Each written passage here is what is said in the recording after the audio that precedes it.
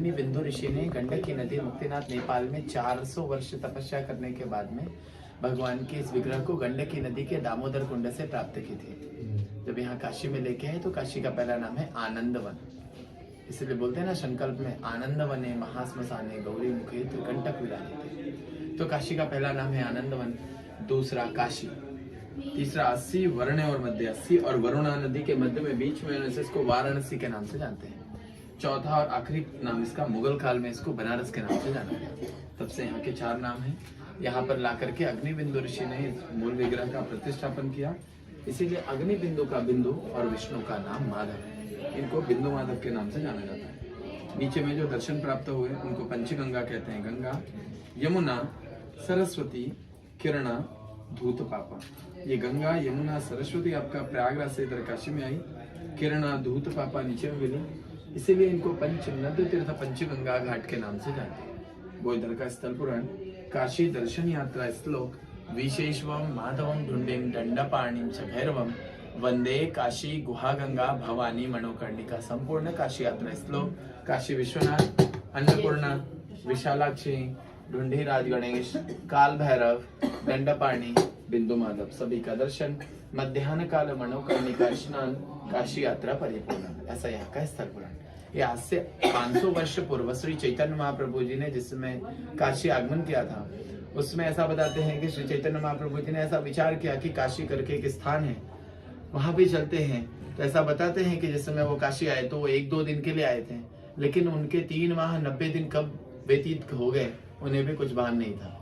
उस प्रमुखतः उस 90 दिनों में कुछ पंचलीलाएं की श्री चैतन्य महाप्रभु जी ने, जैसे नित्य पंचगंगा में स्नान, जैसे नीचे जो पंचगंगा के बारे में मैंने बताया, गंगा, यमुना, सरस्वती, किरणा और धूत पापा। ये 5 नदियों का संगम है जिसमें कि किरणा और धूत पापा अभी भी प्रत्यक्ष दिखाई देती हैं। गंगा, यमुना, सरस्वती पुराणोक्त, कल्पनोक्त और यहाँ तक कि अपने दृष्टिमान से भी देखने पे प्रयाग में इनके स्पष्ट रूप से दर्शन प्राप्त होते हैं। मतलब सभी दृश्यमान है जो कि काशी में समाविष्ट होते एक जगह मिलते हैं। इसलिए नीचे के घाट को पंचगंगा घाट के नाम से जाना जाता है। नीचे पंचगंगा पे नित्य चैतन्य महाप्रभु जी का स्नान और भगवान के इस स्वरूप जो बिंदु माधव के दर्शन कर रहे हैं, इनके सम्मुख बैठ करके भगवान के दर्शन प्राप्त किया करते थे। दर्शन करने के बाद में भगवान के सम्मुख बैठ करके वो चैंटिंग करते थे, जिसको महामंत्र आप कहते हैं। उससे चैंटिंग करने के बाद में भगवान के सम्मुख वो संकीर्तन किया करते थे। संकीर्तन तो उच्च स्वर में होते हैं। उच्च स्वर में जब संकीर्तन होते हैं तो आपको भी मालूम होगा कि पैर और हाथ सब अपने आप चलने लगते हैं, तो वो नृत्य करने लगते थे। नृत्य करते समय जब यहाँ से वो काल भैरव से अपना क्रॉस करके जतनवर करके स्थान है, प्रेजेंट टाइम में उसका नाम, लेकिन आपके चैतन्य चरितामृत में उसका नाम चैतन्य वट है, क्योंकि वट वृक्ष था, उसके नीचे चैतन्य महाप्रभु जी बैठते थे, इसलिए उनको चैतन्य वट के नाम से जाना जाता है। ऐसा बताते हैं कि जिसमें वो नृत्य करते हुए जाते थे तो जो लोग कहते थे दृश्यमान संत महात्मा या जो भी काशी में रहने वाले, ऐसा कहते हैं काशी में रहने वाले सब एक दिव्य पुरुष ही हैं, क्योंकि भगवान को परस्पर देखना, स्पर्श करना, भगवान के साथ खेलना, ये सिर्फ एक भगवान का प्रतिस्वरूप ही कर सकता है। तो इसलिए काशी का कंकड़ शंकर है, तो सभी यहाँ पे आने वाले और यहाँ रहने वाले सब अपने स्वरूप में एक शंकर स्वरूप में है। इसलिए जिस समय चैतन्य महाप्रभु जी ने यहाँ से ऐसा बताया नृत्य करते हुए जाते थे, तो उनके जो भी लोग थे वो कभी देखते थे तो उनके स्वरूप में वो दृश्यमान, कभी श्री कृष्ण के दर्शन होते थे, कभी उनको राधा स्वरूप के दर्शन होते थे, कभी उनके दर्शन होते थे। तो ऐसे भिन्न भिन्न स्वरूप से जो जिस स्वरूप से उनको देखना चाहता था उस स्वरूप में उसको दर्शन प्राप्त होते हैं। तो ऐसी नित्य ये जितनी भी लीला है वो होने रही। कुछ समय बीतने के बाद में सनातन गोस्वामी जी का नाम सुना होगा। सनातन गोस्वामी जी के यहाँ काशी में आए और उनको मालूम नहीं था, वो ऐसा बताते हैं कि वैष्णव परंपरा उनके घर में बहुत पुरानी चली आ रही थी, वैष्णव परंपरा। उसमें उन्होंने ऐसा बताते हैं कि भगवान की परम कृपा से उन्होंने ये कहा कि ये ब्रह्म क्या होते हैं, इष्ट किसको कहते हैं, भगवान जो हम मानते तो हैं लेकिन दृश्यवान क्यों नहीं होते, उनके मूल स्वरूप क्या हैं, इन सभी से मुझे परिपक्व रूप से आप बताइए कि ये क्या चीज है। तो ऐसा बताते हैं कि उनके बार बार हट करने पर श्री चैतन्य महाप्रभु जी ने जो जतनवर के एक स्थान है वहां पर उनको षड्भुज रूप के दर्शन दिए थे, जिसमें राम, कृष्ण स्वयं चैतन्य महाप्रभु जी भी एक ही विग्रह में थे। और वो विग्रह आज भी है, पूरी 7 फुट की विग्रह है। वो विग्रह आज भी उसी स्थान पर है। कुछ समय बीतने के बाद में जैसे वो कोई लीला हो गई, लीला होने के बाद मैंने आपसे कही, उसने उनसे कही, उसने उनसे कही, ऐसे प्रकाशानंद सरस्वती करके ब्राह्मण थे, धर्मनिष्ठ ब्राह्मण थे, तब भी था, तेज भी था, और उसके साथ साथ उनकी विद्या भी थी। तो उनको अपनी विद्या पर इतना अभिमान था, उन्होंने कहा कोई म्यूजिशियन होता है नहीं कुछ भी, जैसे कलिकाल में क्या है, चमत्कार को प्रणाम है, थोड़ा भी चमत्कार किसी ने दिखाया बस यही मेरे गुरु बनने लायक है।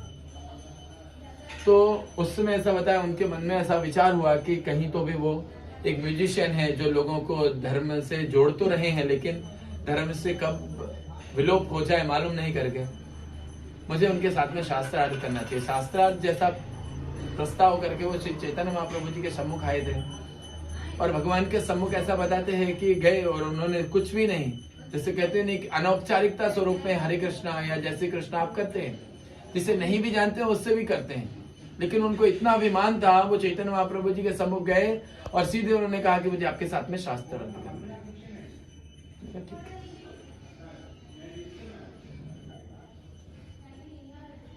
तो उन्होंने कहा ठीक है, अगर आपको शास्त्रार्थ की इच्छा है तो कल प्रातः हम अपने नित्य कर्म से निवृत्त होकर के आपके साथ में आपके जितने प्रश्न में सभी के उत्तर दूंगा।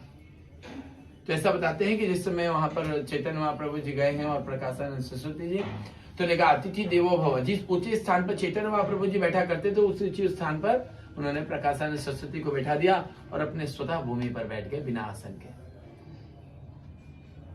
जिस समय एक ही 2 प्रश्न उत्तर हुए थे, उतने में क्या हुआ कि प्रकाशानंद सरस्वती ने अपने मस्तक को श्री चैतन्य महाप्रभु जी के चरणों में रख दिया कि मुझे से बहुत जघन्य अपराध हो गया है, इस अपराध को क्षमा करने का सामर्थ्य आप में है, और ये एक ही तरीके से क्षम्यताम हो सकता है कि अगर आप मुझे अपने शिष्य रूप में स्वीकार करें। क्योंकि कलिकाल में ऐसा लिखा हुआ है कि गुरु बनाना जान के और पानी पीना छान के। अगर गुरु का चयन करने से पूर्व अगर उससे आप 1000 प्रश्न करते हैं, उत्तर करते हैं, उसमें कितने में विकार जैसी दृष्टि रखते हों, लेकिन वो क्षम्यता परमेश्वर के द्वारा वह क्षमा है।